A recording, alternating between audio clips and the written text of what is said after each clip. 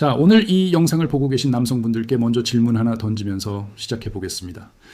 여러분, 혹시 최근에 해외에 나가보신 적 있으신가요? 젊은 세대는 말할 것도 없고 이제는 중장년층 형님들까지도 요즘 외국에 나가면 예전보다 훨씬 더 큰 관심과 호의를 받는다고 느끼는 분들이 많습니다. 물론 우리 시청자분들이 워낙 잘생기셔서 그런 이유도 있겠죠. 하지만 진짜 근본적인 이유는 따로 있습니다. 바로 여러분이 한국 남자이기 때문입니다. 그렇다면 여성분들은 또 어떻습니까?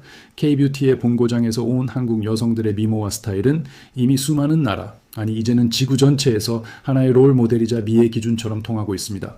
그런데 최근에는 특히 한국 남성에 대한 전 세계의 관심이 단순한 호기심 수준을 넘어서 남성이라는 존재를 바라보는 가치관 자체를 통째로 흔들고 있다라고 합니다. 인도의 여성 오피니언 매체 쉬더피플은 매우 흥미로운 분석을 내놓았습니다. 한국 드라마는 남성들의 진짜 강함이 바로 부드러움 안에 있다는 사실을 보여주고 있다는 것입니다. 그러면서 이 매체는 거칠고 마초적인 이미지가 아니라 사랑 앞에서 울 줄 알고 상대의 말을 귀 기울여 듣고 자존심보다 사랑을 더 소중하게 여기는 한국 남자들의 모습에 전 세계가 빠져들었다고 설명했습니다. 매체는 드라마 폭삭 속았수다 같은 작품을 예로 들며 K-드라마 속 남성들이 감정적으로 얼마나 성숙한지를 극찬했습니다. 그들이 부드러운 이유는 약해서가 아니라 오히려 자기 자신을 잘 알고 타인을 깊이 이해하기 때문이라는 겁니다. 여성이 주도할 수 있는 공간을 기꺼이 열어주면서도 그것 때문에 자신의 남성성이 줄어든다고 느끼지 않는 여유, 바로 이것이 전 세계가 열광하는 K-남성의 정체라는 것이죠. 여러분, 우리가 보기에도 이건 정말 기분 좋은 문화적 충격입니다. 제가 이걸 해외 여성들의 마음으로 한번 바꿔 말해보면 이렇습니다. 그동안 우리 동네 남자들은 맨날 자존심만 세우고 괜히 가오만 잡고 감정 표현도 제대로 못했는데 한국 드라마를 보니까 저렇게 다정하고 말이 통하는 남자가 실제로 존재하네. 이제 내 인생의 주인공은 무조건 한국 남자다. 자, 그런데 여러분, 이렇게 높아진 한국인에 대한 호감이 단순히 연애 감정에서만 멈추는 게 아닙니다. 한국 드라마 때문에 한국인에 대한 호감도가 올라가는 것도 물론 기분 좋은 일입니다. 하지만 제가 개인적으로 정말 소름 돋는 지점은 따로 있습니다. 바로 문화가 써내려가고 있는 역사의 복수입니다. 여러분, 우리에게는 생각만 해도 가슴 한쪽이 먹먹해지는 한 맺힌 민족의 역사가 있습니다. 하지만 글로벌 관점에서 보면 그 역사는 그저 수많은 전쟁사 중 하나로 취급받기도 했고 외국인들은 우리의 역사에 대해 아예 모르는 경우도 너무나 많았습니다. 그런데 지금 이 판도가 완전히 뒤집히고 있습니다. 브라질의 유명 매체 해운은 최근 매우 이례적인 특집 기사를 내놓았습니다. 아예 한국 드라마와 영화 가운데 일본의 식민지 만행이 주요 배경으로 등장하는 작품들을 선별해 반드시 봐야 할 작품으로 강하게 추천한 것입니다. 그 기사는 아주 자세하게 설명했습니다. 한국이 1910년부터 1945년까지 일본의 무자비한 식민 지배를 받았다는 사실을 알고 있느냐고 묻고 강제노동, 문화검열, 정체성 말살, 그리고 조직적 폭력 등 당시 자행된 억압적 조치들을 하나하나 파헤쳤습니다. 그러면서 미스터 션샤인 같은 작품들이야말로 브라질인들이 반드시 접해야 할 역사의 증거라고 소개했습니다. 여러분, 정말 너무 통쾌하지 않으십니까? 우리가 이런 역사를 알리기 위해 정부 차원이나 민간 차원에서 노력한다면 도대체 홍보 예산을 얼마나 쏟아부어야 전 세계 사람들의 마음을 이렇게까지 움직일 수 있겠습니까? 그런데 드라마 한 편이 그 모든 예산과 외교적 노력을 가볍게 뛰어넘고 있는 겁니다. 전 세계 시청자들은 드라마를 보며 우리와 함께 분노하고 한국의 아픔에 깊이 공감하며 자연스럽게 진실을 배우고 있습니다. 우리가 보기엔 이건 정말 우아한 복수입니다. 옆 나라 일본은 지금 이런 심정일지도 모릅니다.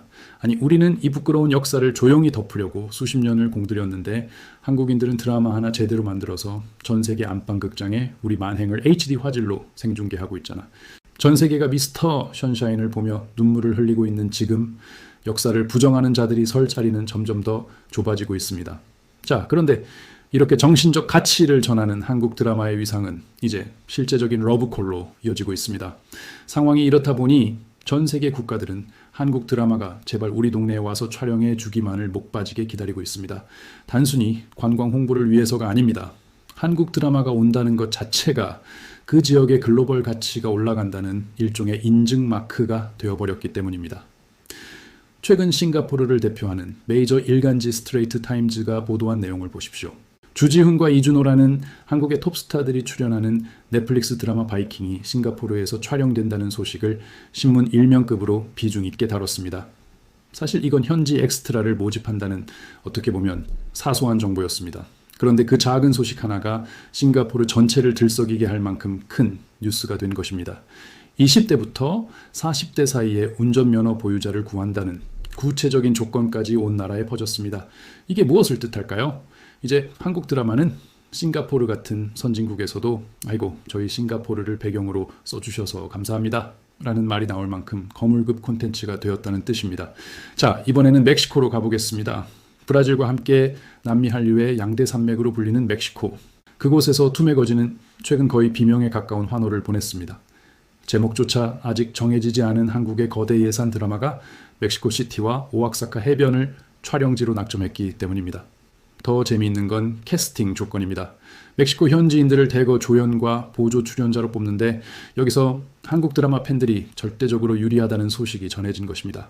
한국어를 조금이라도 할 줄 아는 사람을 우선 채용하겠다는 파격적인 조건이 붙었기 때문입니다. 여러분, 이거 정말 격세지감 아닙니까? 멕시코 청년들이 지금 한국 드라마에 얼굴 한번 비추려고 밤새 한국 드라마를 보면서 대사를 달달 외우고 있는 겁니다. 멕시코 매체는 이를 두고 산업적으로 거대한 진전이며 한국이 멕시코 시장을 얼마나 중요하게 생각하는지 제대로 보여주는 증거라고 평가하면서 잔뜩 고무된 분위기입니다. 불과 얼마 전까지만 해도 한국에서 할리우드 영화 촬영을 한다고 하면 우리가 그렇게 흥분했었습니다. 그런데 순식간에 우리가 그런 대접을 받는 위치에 올라선 것입니다. 자, 그런데 누군가는 이렇게 말할 수도 있습니다. 인기 좀 있고 해외에서 촬영 좀 한다고 그게 그렇게 대단한 일이냐고 말이죠. 하지만 지금부터 들려드릴 이야기는 차원이 다릅니다. 대한민국 콘텐츠 산업이 이제 웬만한 중공업 수출보다 더 많은 돈을 벌어들이고 있다는 충격적인 데이터가 발표되었기 때문입니다. 이제부터는 와, 우리 한국 드라마가 인기 있네 이런 감성적인 이야기에서 한 걸음 더 들어가 보겠습니다. 차갑고 정확한 숫자의 세계로 들어가 보자는 뜻입니다. 미국 엔터테인먼트 산업의 성서라고 불리는 버라이어티가 최근 아주 소름 돋는 특집 기사를 내놓았습니다. 넷플릭스, 디즈니, 워너브라더스 같은 거물들이 소속된 미국 영화협회 MPA가 영국 옥스퍼드 이코노믹스에 의뢰한 보고서 내용이었습니다. 이에 따르면 2025년 기준 한국의 영상산업 규모는 무려 24조 원을 돌파했습니다. 고용 창출 효과는 어떻습니까? 29만 명이 넘습니다. 그런데 진짜 놀라운 건 이 산업의 효율성입니다. 기사는 한국의 영상산업에서 직접 창출한 10억 원당 경제 전반에 추가로 21억 원이 더 만들어지는 이른바 승수 효과가 폭발하고 있다고 분석했습니다. 스페인 매체 뉴스 디지털레스 역시 이 사실을 두고 이런 헤드라인을 뽑았습니다. 한국은 영화와 TV 산업의 새로운 강국이며 글로벌 산업에 실질적인 영향을 미치는 핵심 축이다. 그런데 무엇보다 제 가슴을 뜨겁게 만든 건 수출 규모였습니다. 2024년 한국 영상 콘텐츠 수출액은 12억 달러를 찍었습니다. 심지어 연평균 성장률은 14.5%입니다. 여러분, 이게 어느 정도인지 아십니까? 우리나라의 주류와 음료 전체 수출액은 물론이고 그 거대한 철도기관차를 1년 내내 팔아치운 액수보다도 큽니다. 그러니 이건 정말 기분 좋은 하극상입니다. 제조업은 우리가 이뤄낸 한강의 기적을 떠받친 근간이었습니다. 그런데 이제는 잘 만든 드라마 한 편이 그 모든 육체 노동의 결과물을 추월해버린 상황이 된 것입니다. 심지어 그 술과 음료조차도 드라마 속 주인공이 맛있게 마셔줘야 해외에서 더 잘 팔리는 시대가 되었습니다.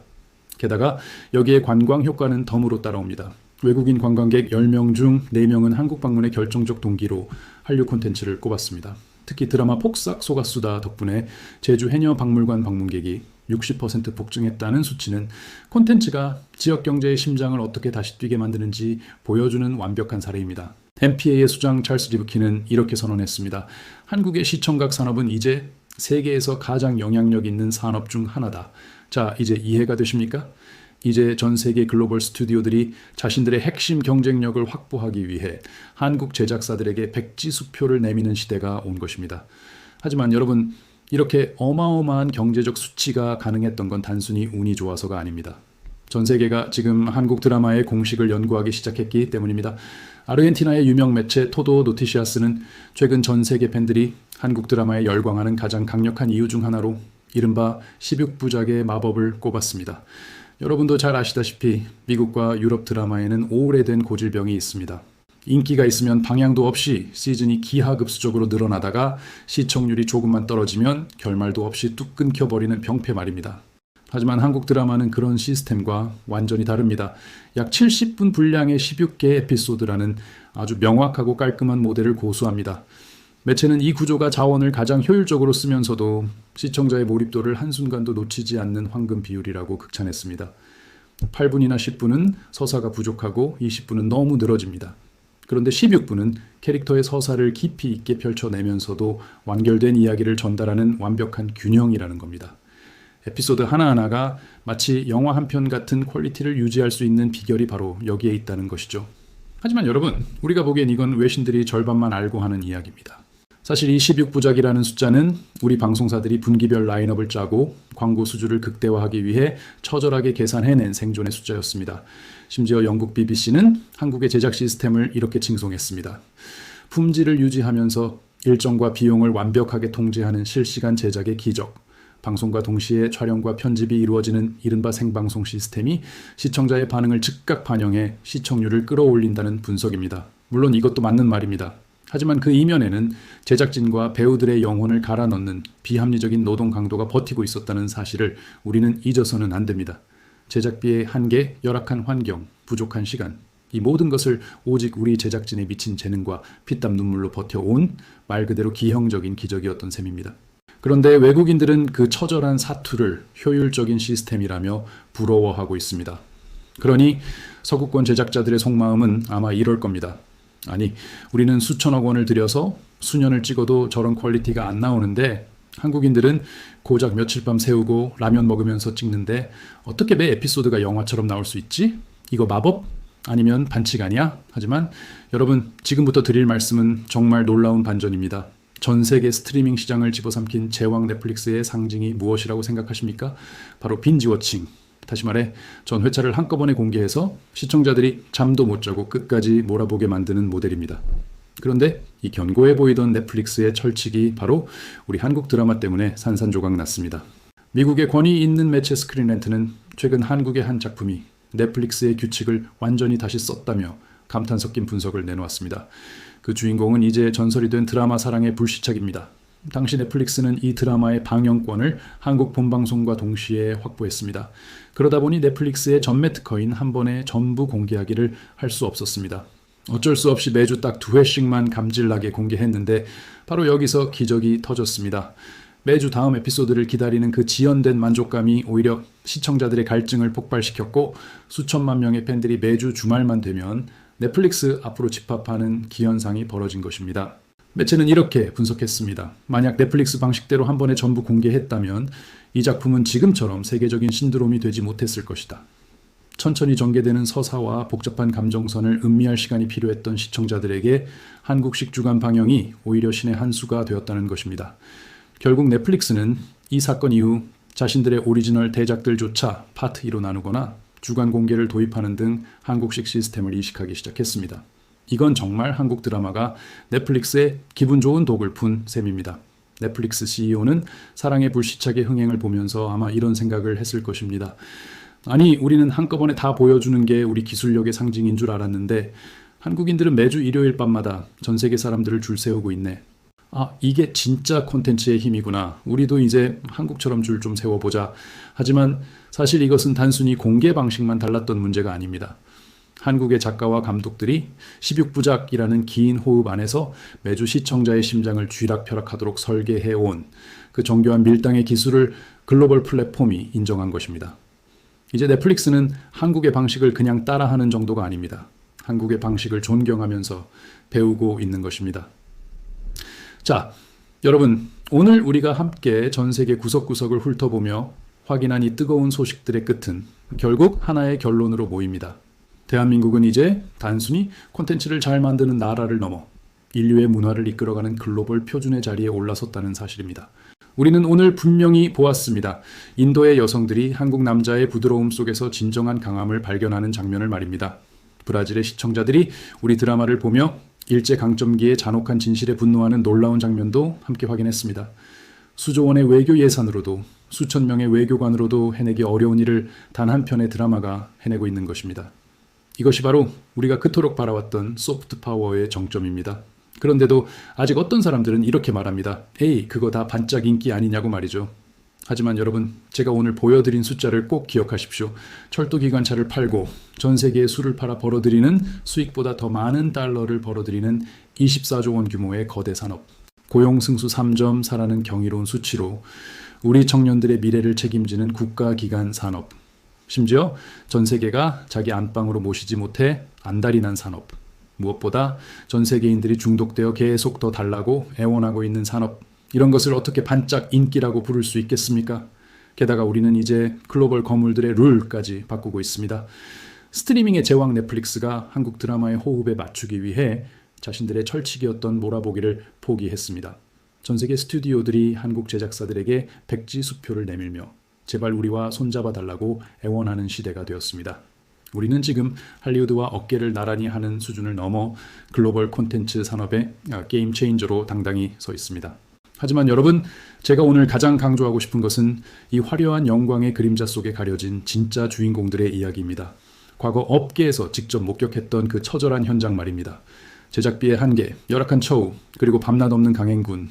그 속에서도 작품 하나 제대로 만들어 보겠다는 일념 하나로 자신의 영혼을 갈아 넣었던 우리 제작진과 스태프들. 저 역시 젊은 시절 저의 열정을 아주 헐값에 그렇게 불태워 본 적이 있습니다.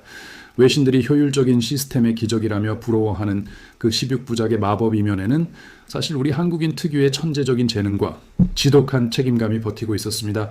건발의 오줌 같은 열악한 지원 속에서도 히터 대신 열정으로 몸을 들며 현장을 지켰던 그들이 없었다면 오늘의 이 찬란한 콘텐츠 제국 대한민국은 존재하지 않았을 것입니다. 그 덕분에 예전에는 전 세계가 미국 영화를 보며 슈퍼히어로가 되는 헛된 꿈을 꿨다면 이제는 전 세계가 한국 드라마를 보며 사람답게 산다는 것이 무엇인지, 어떻게 사랑하고 어떻게 치유받는지를 배운다고 고백하는 시대가 왔습니다. 그러니 우리는 이제 충분히 자부심을 가져도 됩니다. 하지만 우리는 여기서 한 단계 더 나아가야 합니다. 전 세계가 인정하는 이 위대한 산업이 지속 가능하려면 현장에서 땀 흘리는 사람들이 제대로 된 대접을 받고 그 과실을 함께 나눌 수 있는 환경이 반드시 마련되어야 합니다. 그래야만 우리의 이 기적 같은 행보가 멈추지 않고 계속 이어질 수 있습니다. 늘 말해왔듯이 가장 한국적인 것이 가장 세계적인 것이라는 말은 이제 어느덧 과거의 격언이 되었습니다. 이제는 가장 한국적인 것이 전 세계가 동경하는 미래입니다. 할리우드가 우리를 동경하고 14억 인도의 화력이 우리를 응원하며 남미의 끝 아르헨티나가 우리 드라마의 시간을 따라가는 이 위대한 시대. 그러니 오늘도 여러분이 걷고 있는 평범한 그 길이 전 세계가 부러워하는 위대한 유산이라는 사실을 잊지 마시기 바랍니다. 대한민국에 대한 자부심이 여러분의 오늘을 더 빛나게 하길 바랍니다.